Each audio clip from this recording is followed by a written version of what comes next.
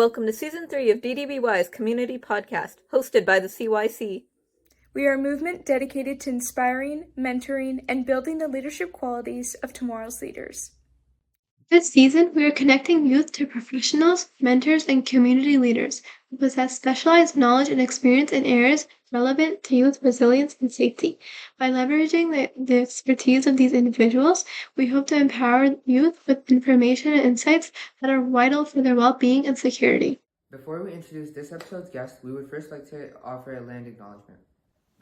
Although this gathering is virtual, we recognize that DTBY convenes on the treaty lands of the Mississaugas of the Credit First Nation and the traditional territory of many nations, including the Haudenosaunee and the Huron-Wendat peoples, also serving as home to many diverse First Nations, Inuit, and Métis peoples. At the Dare to Be Youth charity, we are proud to promote the spirit of helping, sharing, and caring for our neighbors without the expectation that has been exemplified by each of these nations as the first peoples of this land for thousands of years. And we wish to acknowledge our gratitude for the ongoing opportunity to live, work, and build community on this land. It is our collective responsibility to care for each other, to care for these lands. And it is past time to turn reflection into action. We challenge ourselves and everyone here today to commit to one tangible next step to move this work forward. Welcome back to Dare to Be Ask The Expert podcast. My name is Aisha, and I will be the host for this episode alongside my fellow CYC member, Subi. On behalf of Dare to Be Youth, it is our pleasure to welcome Dr. Jackie Ng to the 6th episode of this series. Dr. Jackie Ng is a group psychotherapist, a meditation and yoga instructor, as well as a teacher trainer in the yoga, meditation, and wellness space. Thank you so much for taking the time to join us today. To start off, can you tell us a little bit more about yourself and your practice? Sure. Thanks so much for having me. It's so exciting to be able to have the time to sort of connect with you and your community and the youth group, because I think it's a really critical, sort of dynamic time in our lives and the journey of being human. And so it's really exciting to get to share my point of view and also hear a little bit about what's important from you all. In terms of my journey, one could say that it's somewhat untraditional. I started actually in the meditation and yoga space, just being brought up in an environment where that was really central in my family and my community. And then somewhere along the way, had the desire to work with people and to help people. And that sort of took me down the road of medical school, where I trained to be a family physician. And I worked as a family physician for about 4 years. But always with a real strong interest in sort of the inner landscape. Like the more that I was working with the people, the more I recognized that like my passion and my interest was not so much like what's happening in your knee as like what's happening in your knee and how are you feeling about your knee. And so it sort of started me down this pathway of eventually requalifying or getting additional training to become a psychotherapist. And I work primarily in a group setting, which means that I work with people all ages and stages, usually between 12 to 14 people at one time in a group, really talking about wellness, supporting people with their health, and understanding the power of our mind and our bodies in supporting our minds and bodies. So that's sort of the professional day job. And it really is deeply influenced and based in yogic philosophy, somatic or sort of body-based work, and mindfulness. So I get to do it in an education capacity in yoga teacher trainings and being a yoga teacher and a retreat leader. And I also get to do it in a more sort of therapeutic or like obviously healing space in which people who are dealing with challenges can come and sort of say, how can these modalities support me and what it is that I'm doing? It's so beautiful, your journey from like help supporting people like physically, like knee to like mentally. I find that to be really beautiful. Subi, would you like to ask the next question? Yeah. So how would you describe the concepts of mindfulness and body awareness to someone unfamiliar with them? And what are some techniques or exercises to practice for these concepts? Yeah, it's a great question. And perhaps we can actually sort of do something together. So mindfulness, and particularly my approach to mindfulness, which is really body-based, is a bit of a funny thing to speak about. we can speak about it, but it's actually much easier for us to experience it and then speak about it, as opposed to speak about it and then try and experience it from like a conceptual point of view. So wherever you are, whether you're listening, I know I'm here with Suvi and Aisha, let's just take a moment. I want you to notice, what's the temperature that you're experiencing right now? Just actually feel for yourself. Am I like warm, or am I cool? Am I like just right? Right now, I'm like just right. You're just I don't right. think I'm like, yeah, I don't think I'm too cold right now or hot. Yeah. And yeah, just right. And so let's just take another breath, and I'm going to invite you to just notice, like, what does the surface that you're sitting on feel like? Is it hard? Is it soft? Is there something behind your back? It's hard for me. Hard for you? I'm not exactly sure. Just, I guess, it's comfortable. It's comfortable. Yeah. Right. So that is mindfulness and body awareness in practice, right? So the fact of the matter is that we're going around all day doing all kinds of things, and our body, which is actually not separate from the mind, although we often talk about it like this because that's how, you know, dominant culture and society and medicine has sort of taught us that they're two separate things. But the fact of the matter is that from my perspective, it's really one and the same. You can't have one without the other. They're inseparable. They are one. But sometimes we walk around and we're more our minds than our bodies, right? We're thinking about what happened. We're thinking about what we need to do. We know on some level I'm seated in a chair, but we forget to actually experience the experience of being seated in a chair. And this is a common example that comes up for me all the time, but sometimes I'll get like busy on my email, or I'll get busy on work, and I'll like forget that I'm hungry, or I'll forget that I need like that my body has needs and I need to like get water, or some water needs to go out, you know, like these basic processes that we become disconnected from. Not that they're not happening, we just don't have awareness of them. And so to be mindful, and particularly to be mindful in an embodied way, is about bringing greater balance. So it's not that, you know, all of the time we're tracking what's the temperature. Your body's tracking it, so it's going to take care of you. And if you get too cold or too hot, then a really loud signal will arise for you to be aware of, oh, actually, this body is experiencing something. But to be embodied and mindful on an ongoing basis, or intentionally as a practice, means that we aren't waiting for those like alarm bells from the body to relate to our body experience. That is such a beautiful way to like put everything together. And I really like how you brought up this notion on how like we as a society, we like to kind of think, oh, the mind and the body are two different sort of things, and they're actually so intertwined together. And that sort of like kind of brings into our next question on like the sort of conception, and maybe like even a stigma on like how our physical ailments and our mental ailments are don't just like mental illnesses don't deserve the same sort of care as physical illnesses, because you're unable to see them, and so they become sort of like less noticed and less sort of cared upon. And how do you, like in your practice, do you ever see and like view that like this sort of stigma around mental illness in particular in comparison? Absolutely. I mean, I think that stigma reflects, you know, the culture and the way that we have come to understand our experience, but which we can't necessarily change in a moment, right?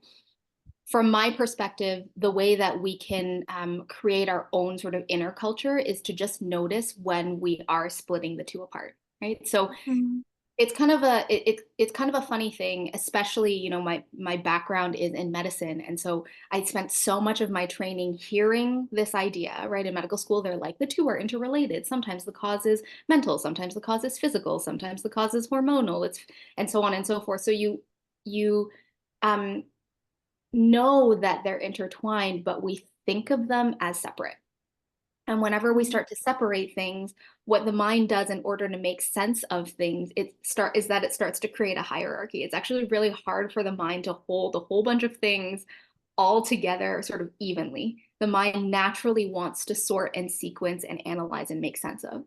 And so when we even talk about mental health stigma, what I see is two things.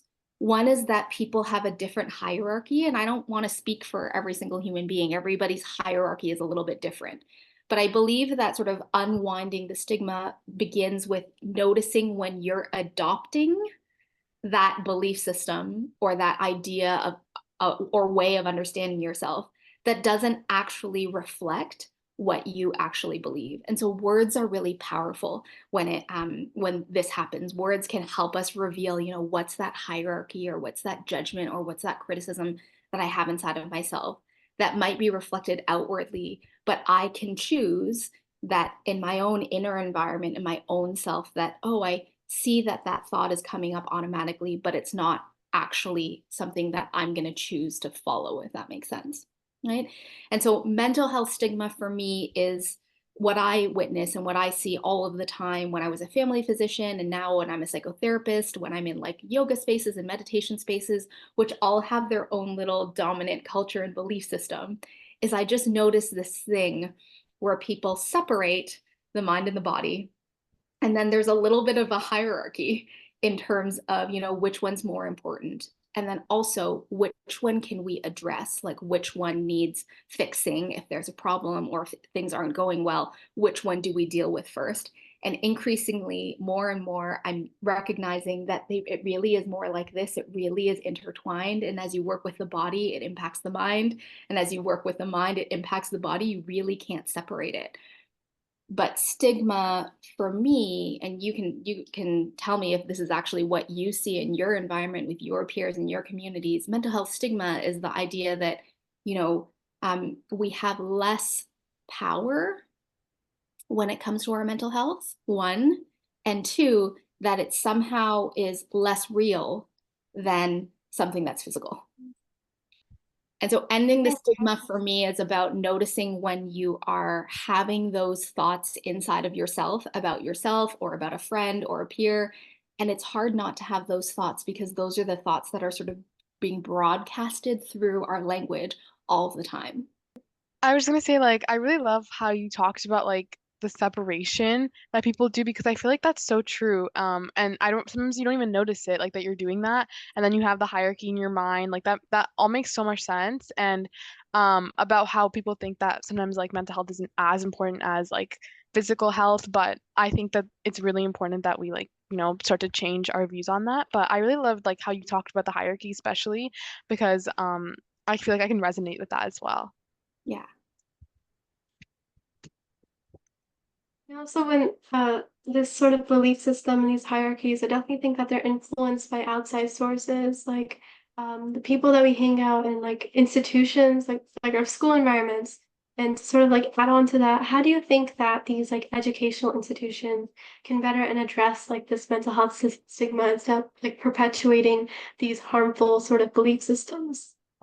I mean, it's a really big question. And honestly, I don't know if I have the answer for it. I also am, admittedly somebody who is not in that sort of educational institutional space. It's been a while. It's been a while for me.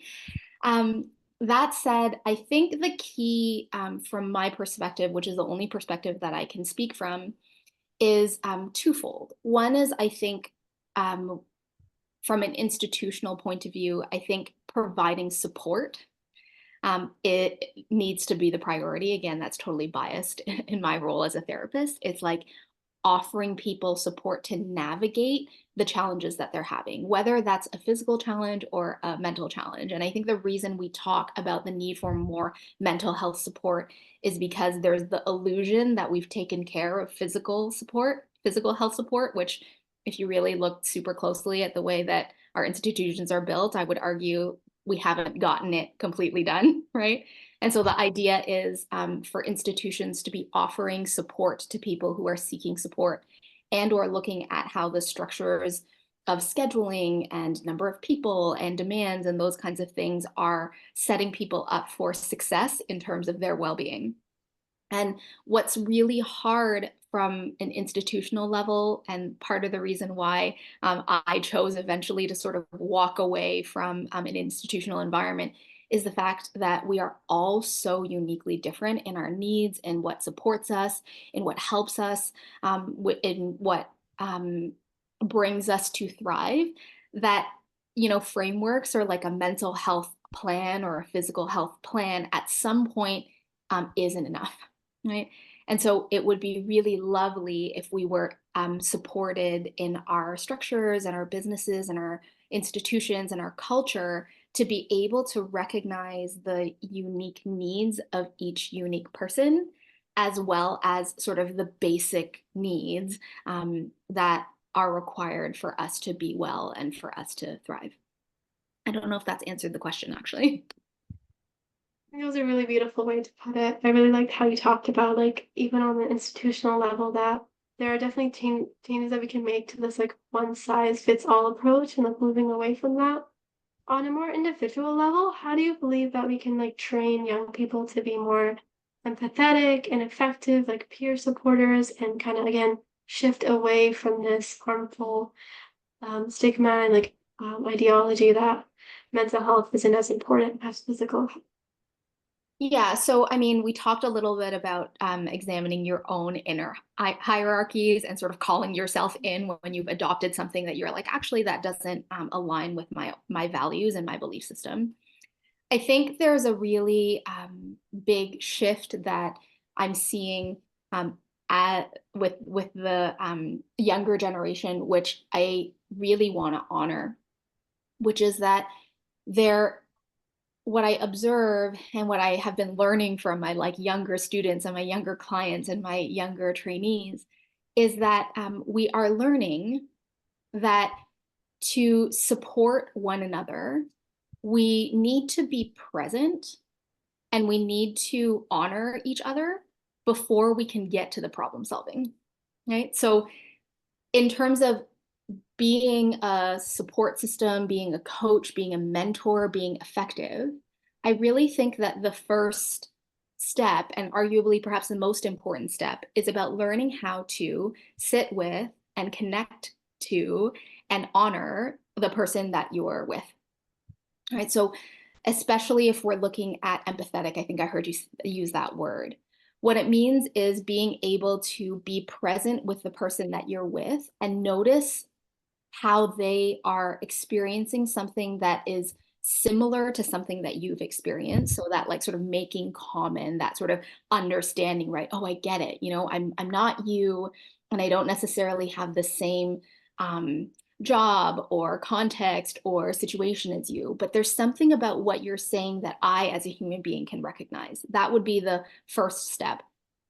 And then the second step is to also, and this is what I think your generation does so well, is to also honor the uniqueness at the same time. It's this sort of paradoxical both and situation where you're like, I understand something about the experience that you're having, and I also honor where your experience is the same as mine and different from mine. And I think that if we can actually name and celebrate and call those things in and talk about the things that we understand and be curious about the things that we might not exactly share but want to know more about, I really think that's the center of what peer support is about. Because what peer support is, which is different perhaps from like a teacher-student relationship that's a little bit more hierarchical, is that when I think about my peer support experiences, the ones that were the most powerful were not necessarily the ones where someone like could problem solve for me or could give me advice in terms of like how to get through whatever it was that I was experiencing. It's really more about the reflecting back and forth of the similarity and the uniqueness of your experiences that then empowers the individual who's experiencing whatever they're experiencing to find their own solution, to find their own fix.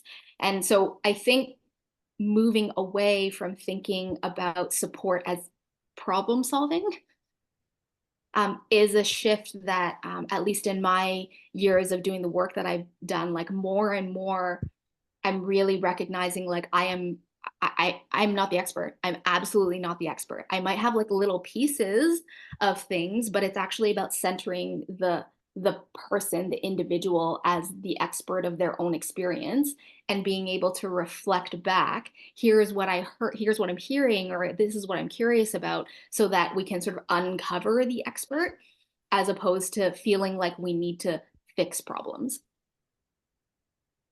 Yeah, I love how you talked about that because I think even in my own experience, I think empathy just between like my friends, like my peers, it just helps so much more than someone trying to like solve the problem for me, I feel like. And sometimes you don't want someone to solve the problem for you, you just want them to sympathize with you and like understand what you're going through. So that makes a lot of sense, and I'm really glad that you brought that up. So I wanted to ask you also a little different, but related to climate change. So climate change anxiety is like a growing concern among youth nowadays. And how would you approach supporting individuals experiencing climate change anxiety in your practice? Yeah, so this kind of actually ties back to the last topic that we had in terms of peer support. I really think of support as just the experience of being human. Like being human is about giving and receiving support. That's just sort of the way that I see the world. But when we talk about climate change anxiety, I think there's different ways of defining it. And it's new. I'll speak for myself. Climate change anxiety was not a diagnosis that I received in medical school when I went through medical school. It was like something that we've been updating and discovering in the past, I would say probably 5 to 10 years, although my guess is that has existed like further beyond that.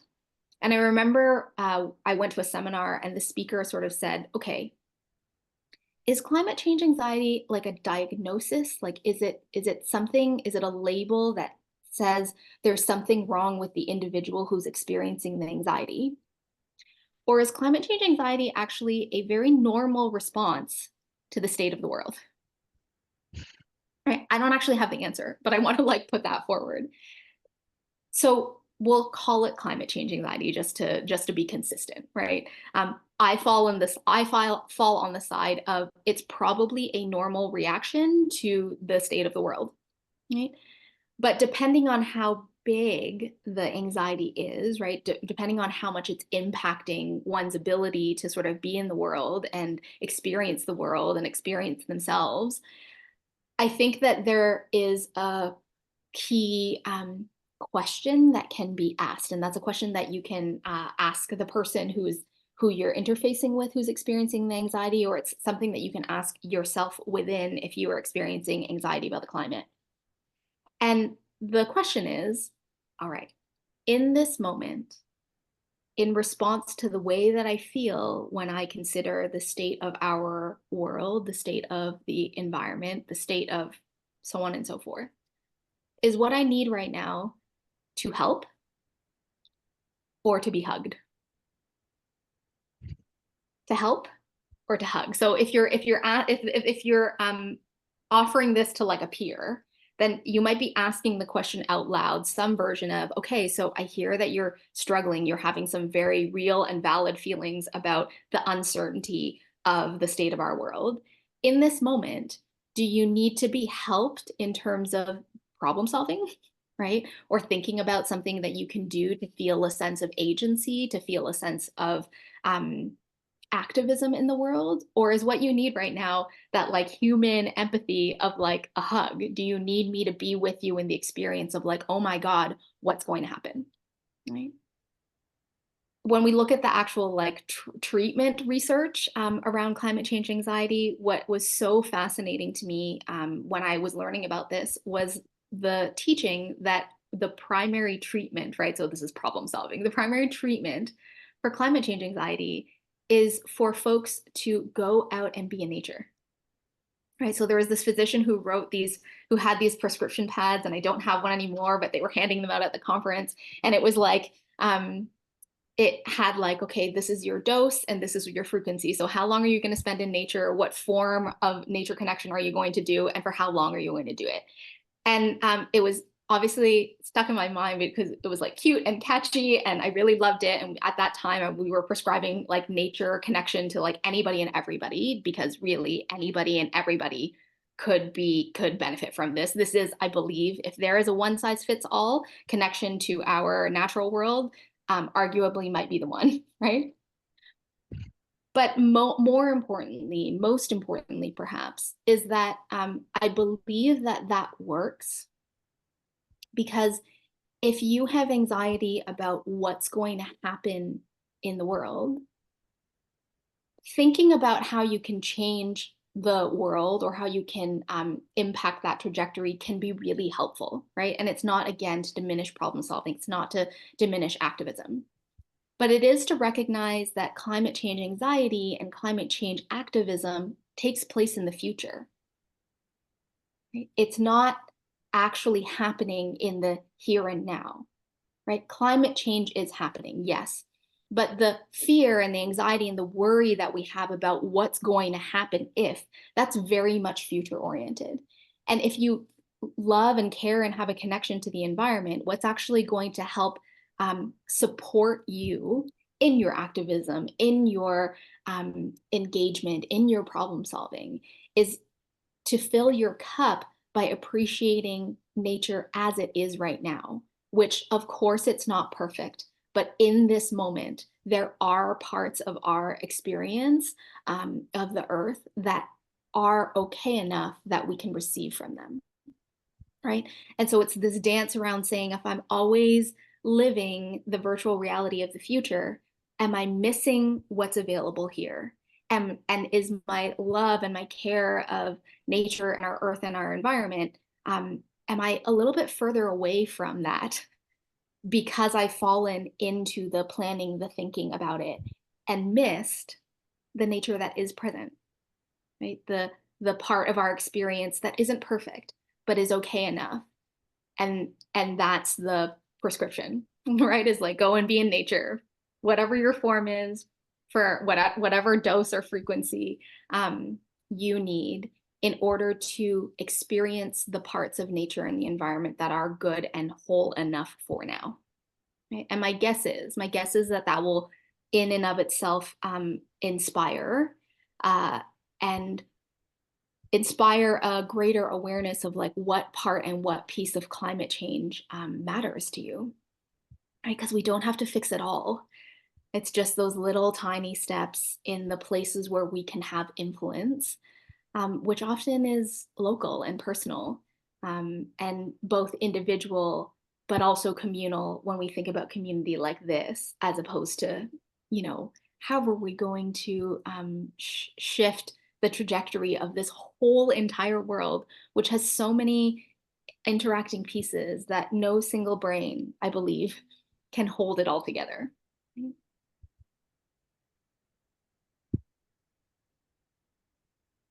I'm just blown away by like how thoughtful and just mind-blowing and inspirational your responses to like make the distinction between our future and our present, how sometimes always thinking about the future can kind of stop us from enjoying our present and like, living in the moment.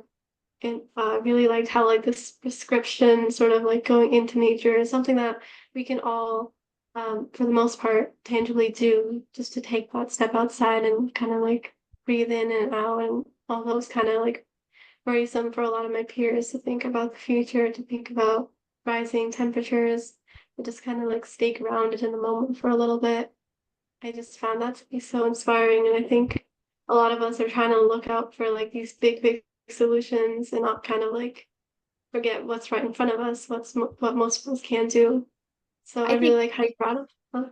Yeah, I also think that we have to recognize that,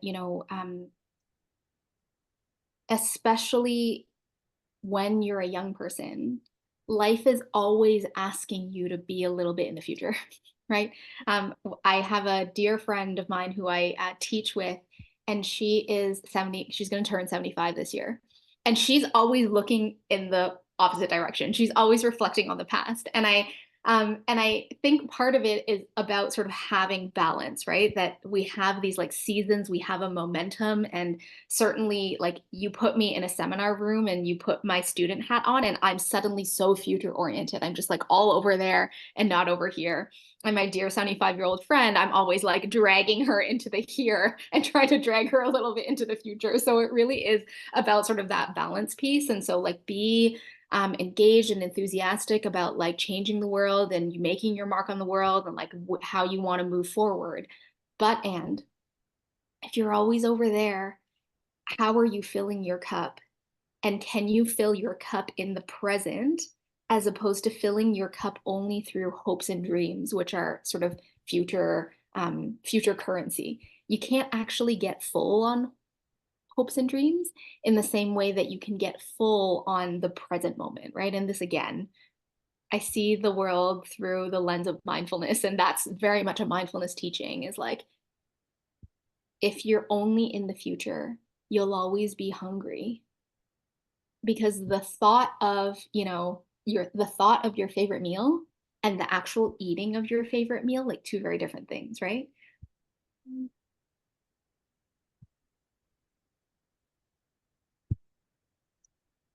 I love that you said that. Like that makes so much sense about being in the future and then like thinking about the future, or sorry, being in the present and thinking about the future, like completely different things.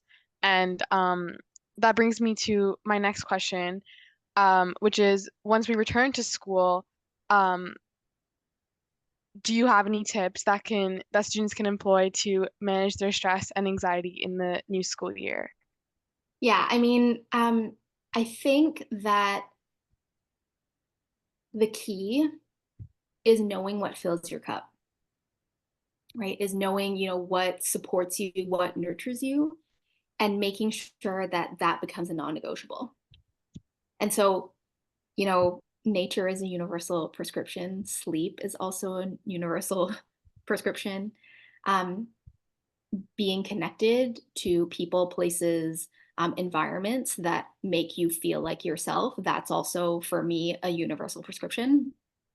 And so it's about knowing yourself well enough to know what those things are and to recognize that those things are the foundation of your well-being and they're the foundation of your success. So I don't work a ton with the youth population, which is why I'm so delighted to be here and to be able to connect with you all.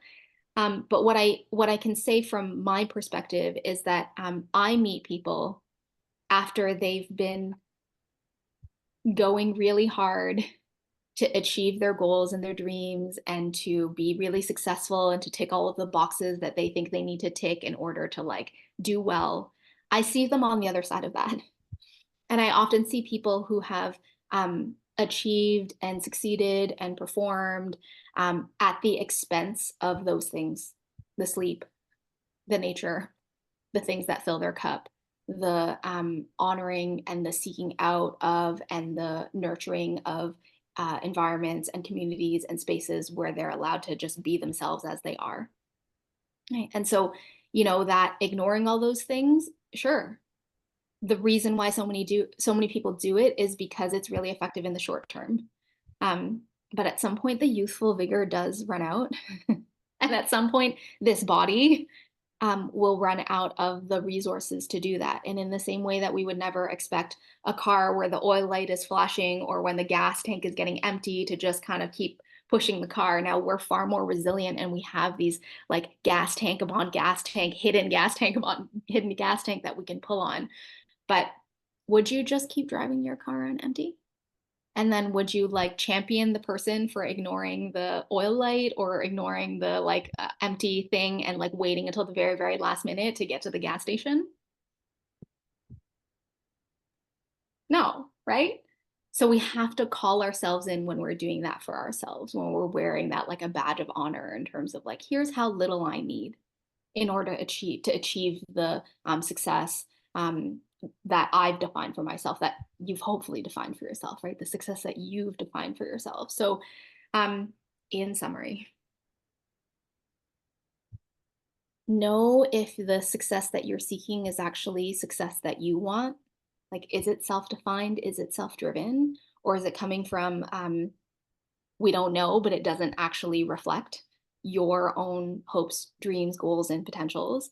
And then on your way to that, on your journey towards that, are you taking care of the non-negotiables? Are you filling the gas tank? Nature, connection, sleep, and all the things that your physical body is wanting. Honestly, I'm just like at a loss for words because I'm just trying to process it all. It's just you put it so beautifully. I just can't even like respond. I think as the youth we're often told to use our time effectively, and we're always like kind of like told everyone this like ticking time clock, and people usually talk about like how they miss their youth and how we should really use it as like best as we can, but that can actually kind of stop us from reaching our full potential. And like as you said before, like we're kind of told by society in some ways to sort of like spend our time doing things that are productive, that are all of that, but that might not actually be what we want. So it just so I feel like it's so validating to hear that from someone else, especially I just think as like future generation, we're always told we have like this big responsibility, whether it's like climate change or to kind of deal with like the past generation's problems and like bring it forward into the workforce or where else. It's just it can be a really big burden at times and it can kind of feel overwhelming. So I'm really glad that you talked about that. And I think, I'm not telling either of you anything that you don't know, right? And it's really, as you've both done so beautifully, taking the time, maybe not even the time, just noticing those moments where something feels really like correct for you or really true for you or like resonates with you, and honoring that. There's a period in our like neurological development, when we're like 3, 4, 5 years old. You don't have that self-awareness to be like, yes, that is true for me and that is true for you, right? But you all are in a place where you have the technology, where you are self-aware enough, right? And so at some point we have to honor our self-awareness, and we have to move out of that sort of way that we're guided when we don't have self-awareness.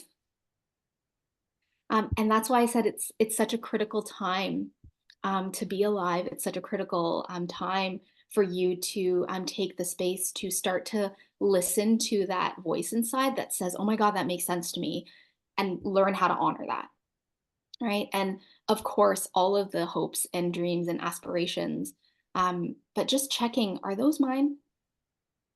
And if indeed they're mine and I want to go forward and do them, just remember the car and think, am I supposed to go forward doing them with an empty gas tank? How am I going to fill my tank so that I can actually go forward and make the change just that I want to, and engage in the way that I want to, and be the person that I want to? And there is a prescription for that. But most importantly is your own self-prescription, is for you to look at that little pad of paper and go, what is it that I need? What's the dose? What's the frequency? And what works for me that doesn't work for this person over here and doesn't work for this person over here? And if you're so lucky to have a community, you find the person who is also filled up by the things that fill you up.